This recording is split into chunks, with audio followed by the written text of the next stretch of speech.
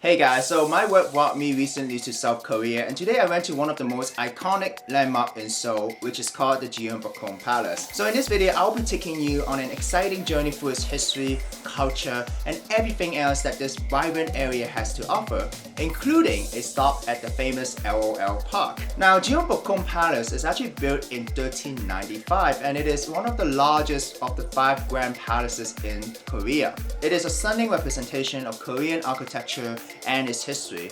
And as someone from Hong Kong, I couldn't help but to notice that on the different buildings there are traditional Chinese characters, Hanzai.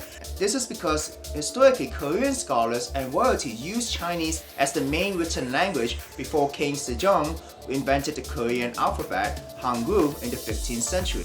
Now, the palace you see today is actually a grand reconstruction. The original palace was burned down due to the Japanese invasion in 1592, and after 300 years, it was finally able to be rebuilt in 1860s during the late Joseon dynasty, only to be largely destroyed again during the Japanese occupation in the 20th century.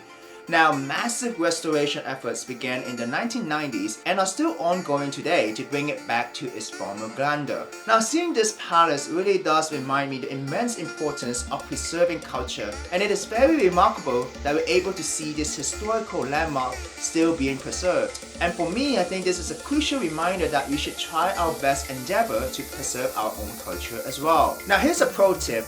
Entry is free if you wear a hanbok, which is the traditional Korean clothing. Otherwise, the entrance fee is around 3,000 Korean won per adult, which is around 2 to 2.5 US dollar. And I think it is definitely a steal to have this opportunity to visit such a huge place packed with history. Now, personally, I think that they want people to wear the hanbok because it is indeed another way to preserve culture. And at the same time, I saw a lot of foreigners wearing hanbok, so it is definitely okay for you to do so. Another thing is that on the last Wednesday of the month, it's called Culture Day, and entry is also free.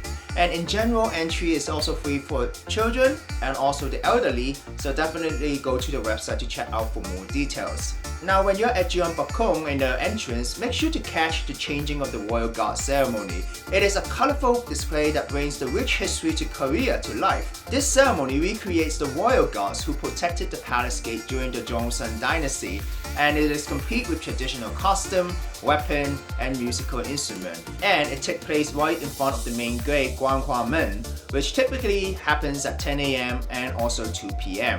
Now, after exploring the palace, I headed over to LoL Park, which is about a 15 to 20 minutes walk from Gyeongbokgung, taking you right down the magnificent Gwanghwamun Square. Now, this square is historically significant because it was once the 6th ministries, the main administrative heart of the Joseon capital, and today it features 2 huge monuments to Korean heritage to King Sejong the Great, who is also the king who created the Korean alphabet Hangul, and another to Admiral Yu Sun-sun, which is a legendary naval commander. Now, this place is perfect for a quick photo and also to soak in the culture on a wonderful afternoon. Now, once I arrived LoL Park, it is more than just a gaming center. It is actually the home of LCK, the League of Legends Champions Korea, the top tier professional league. Now, inside you can see a luxury PC bank where you can dive into gaming. So I spent an hour and a half gaming there, which only cost me around 2,000 Korean won, and that is roughly $1.5 to $2 US dollar, which is incredible value. Now, here's a quick note to foreigners. So usually in a lot of PC bank, you do need a Korean phone number in order to register a member account to use its facilities. But the LoL Park PC Bank is relatively flexible, so all you need to bring is your passport or your ID, and they will be able to help you create an account and you can log in directly. Now, the thing I really like about Korean PC Bank is that the convenience is amazing. So while gaming, I'm able to order delicious food. I got the teriyaki fried pork rice and a milk tea, and it doesn't taste too bad and set me back about 12,000 Korean won, which is approximately 8.5 US dollars. Talking about food, in another area in the LoL Park, there's an in-house cafe called Cafe Brightwater, which partners with the major Korean cinema chain CGV to run a popcorn factory there.